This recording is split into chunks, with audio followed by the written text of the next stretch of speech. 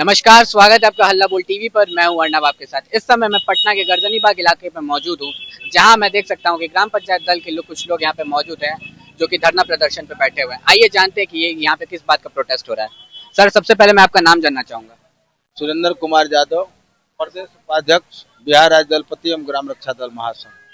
Sir, तो यहाँ पे आप लोग किस चीज के लिए आप लोग यहाँ पे एक साथ जुड़े हुए हैं?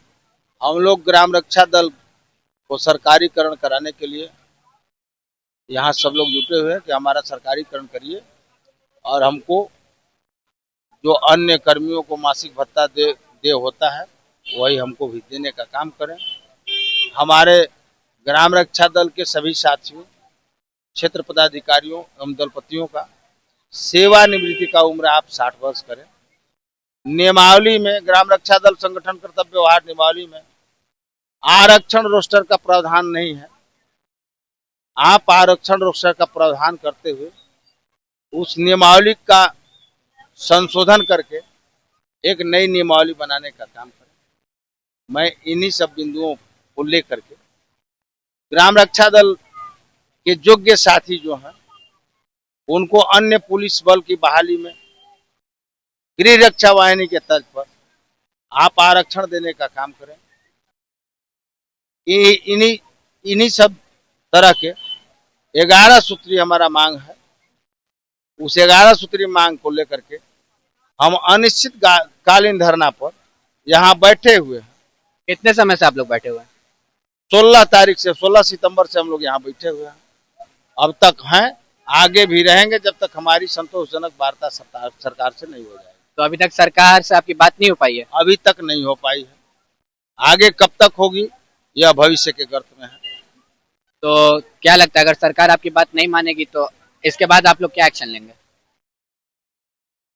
सरकार हमारी बात नहीं मानेगी तो धरना के माध्यम से, सत्याग्रह के माध्यम से आगे जैसे जैसे तिथि बढ़ते जाएगा उस तरह का हमारा कार्यक्रम बढ़ते जाएगा। हिंसक कार्यक्रम हमारे संगठन के द्वारा नहीं किया जाएगा, इसलिए कि हम अर्ध सरकारी संगठन के लोग हैं। सरकार के नियमावली के अनुरूप हमारी नियुक्ति हुई है। हिंसक कदम मेरा नहीं रहेगा जिससे कि सरकारी संपत्ति और व्यक्तिगत संपत्ति का नुकसान हो। मेरा माथा टूटे, पुलिस बल का माथा टूटे, उस तरह का मेरा कोई कदम नहीं होगा। मेरा कदम संवैधानिक तरीके से होगा, गांधीवादी तरीके से होगा। गांधी जी जैसे एक डंडा लेकर के सत्याग्रह आंदोलन बिहार से चलाए, अंग्रेज देश को छोड़ दिया, उसी तरह से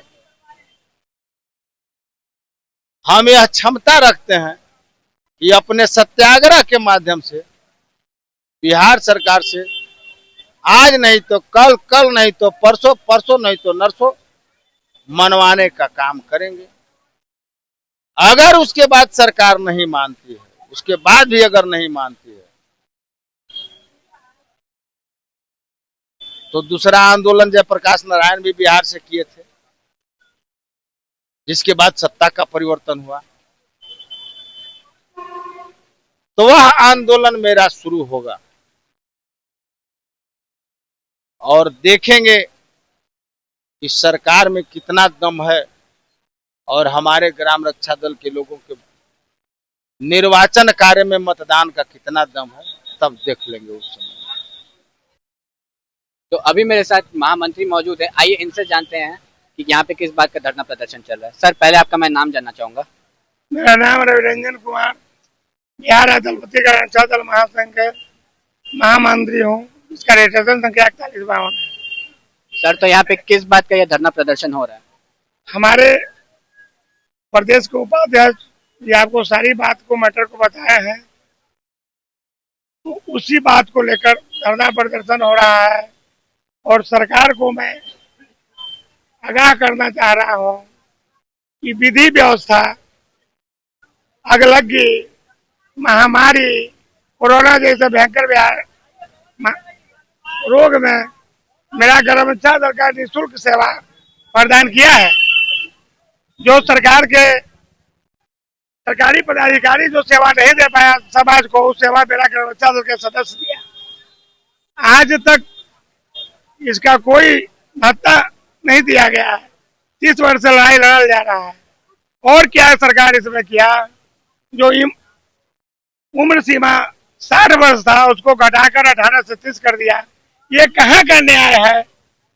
कहाँ का नियमावली है बिहार सरकार के कि 18 से कोई 30 में सेवानिवृत्त होता है, 18 से 30 में बहाली और 18 से 30 में बर्खास्ती? ऐसा कहीं नियम है बिहार सरकार का?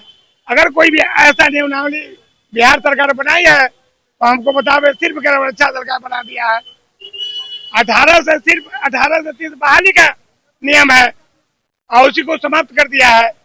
तो कहीं न कहीं सरकारी संयंत्र है जो गृहरक्षा दल भीम को समाप्त करते जा रहा है। और ये गांधी जी का सपना था, सुभाष चंद्र का सपना को समाप्त करते जा रहा है। और अपने को सरकार कहता है कि मैं समाजवादी हूँ, शोषित पीड़ित को मैं मदद करने वाला सरकार हूँ। नहीं, यह सरकार अमीरों का सरकार है, अमीरों को मदद करता है। इस देश के सरकार और बिहार के सरकार अमीर को अमीर बना रहा है और गरीब को गरीब बना रहा है। मैं इसके विरोध में धरना प्रदर्शन कर रहा हूँ कि मेरा जो भी सदस्य साथी जो निःशुल्क सेवा कर रही है, जो भुखमरी के कगार पर पहुंचा है, उसको सरकार भत्ता देने का काम करे और मानदेय देने का और सरकारी सेवा घोषित करने का काम करे। मैं इसी बात के लेकर धरना दे रहा हूँ। कितने समय से आप यहाँ धरना प्रदर्शन? 16 तारीख से मैं बैठा हुआ धरना पर। अभी तक सरकार हमसे पूछने भी नहीं है, बात करने भी नहीं है। कितना बड़ा तनाशाह सरकार है जो बिहार के जनता, बिहार के ग्राम से आज स्वयंसेवक, गृहरक्षा दल के सदस्य धरने पर 16 तारीख से बैठे हुए हैं। सरकार पूछने तक नहीं आई है, सुधी लेने तक नहीं आई है। जहाँ तक कि सरकारी धरना पर सरकार के तरफ से जल का व्यवस्था, लेने का व्यवस्था, सरकार अंग्रेजों का सरकार तरह ये सरकार है, इसको प्रजातंत्र सरकार नहीं कहा जा सकता है। सारी सुविधाएं को बंद कर दिया है और 10 बजे के बाद पूरब गेट और पश्चिम गेट बंद करके जैसे काला पानी का सजा दिया जाता है उस तरह से सरकार व्यवहार कर रही है। और समझिए कि काला पानी से भी ज्यादा अंग्रेज जितना काला पानी नहीं देता तो उससे ज्यादा हमारी प्रजातंत्र सरकार दे रही है। तो क्या लगता है अगर सरकार आपकी मांगे नहीं मानेंगी तो अब आगे आप क्या करिएगा? हम आगे जिस तरह से आंदोलन खड़ा किए उस आंदोलन में जारी रहेगा। आइए, यहाँ पर कुछ महिलाएं मौजूद है, जानते हैं उनकी मांगे क्या है। मैम, सबसे पहले मैं आपका नाम जानना चाहूंगा। मैं रेणु देवी, मैं कैमूर भभुआ से चल के आई हूँ, प्रखंड सचिव हूँ। हाँ, मैं प्रखंड सचिव हूँ, ग्राम रक्षा दल के धरना प्रदर्शन पर बैठी हूँ। मैम, यहाँ पे किस बात के लिए आप प्रदर्शन कर रही हैं?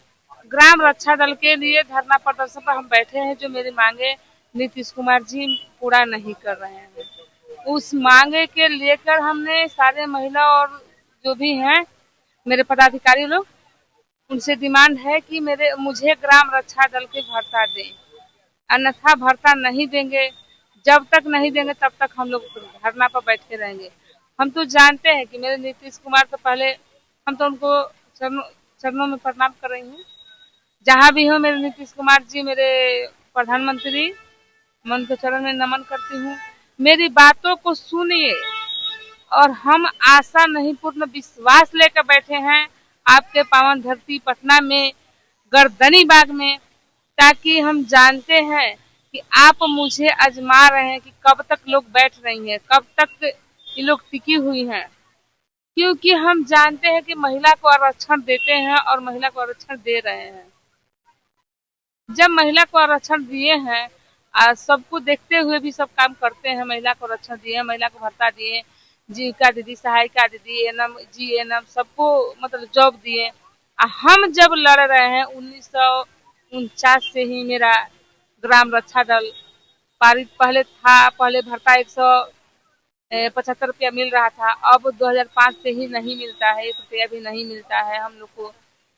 2012 से तो एकदम ड्यूटी ही खत्म कर दिए, साफा खत्म कर दिए। अब देखिए, उन्हीं के लिए बहुत दुख की बात है कि हम नीतीश चाचा से कहना चाहते हैं कि वो मेरी मांगे को पूरा करें और हम लोग का मान सम्मान रखें। क्योंकि हम लोग को रोड पर रहना अच्छा नहीं लगता है। घर की नारी है, घर की इज्जत है, वो भी बोलते हैं और हम भी बोलते हैं कि सारे जेंट्स और महिला साथ में कैसे सोते, कैसे बैठते, कैसे रहते हैं, हम लोग की मजबूरियां हैं।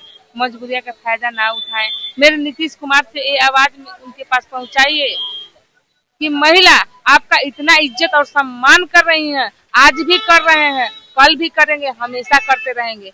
हम ये भी जानते हैं कि वो मुझे आजमा रहे हैं और हमें ग्राम रक्षा दल की मानदेही देंगे। और मैं आशा करके बैठी हूँ इसीलिए कि जब तक नहीं आएंगे मेरे गर्दनी बाग में और नहीं कह देते हैं कि आपका मानदेही परमानेंट हो गया, 60 साल का नौकरी हो गया, प्लस में आपका जो क्या बोलते हैं एनम भरता है जो मैं पूरा नहीं करूंगी, तब तक हम नहीं जाएंगे। चाहे गर्दनी बाग के जगह पर सारे महिला रोड पर सोकर मर जाएंगे, लेकिन यहाँ से जाएंगे नहीं। अगर नहीं देना उनको तो ग्राम रक्षा दल के जगह मुझे जहर ला कर दे दे, ताकि ऐसे भी मर रहे हैं वैसे भी मरेंगे। तब गांव में मरने से अच्छा है कि उनके शरण में मरे। उनके पावन धरती गर्दनी बाग में आए हैं आशा लेकर, आशा नहीं पूर्ण विश्वास करते हैं। अगर मेरा विश्वासघात करना ही है तो मुझे विश्वासघात करें, ताकि मुझे जहर दे और मैं मर जाऊं और यहाँ से कहीं नहीं जाऊं। सबका कष्ट सुनते सुनते मैं पक गई हूँ, अब मुझे कष्ट नहीं बर्दाश्त हो रहा है। बस मेरी नीतीश कुमार से आग्रह है कि मेरी आवाज उनके यहाँ पहुँचा दे। जय हिंद, जय भारत।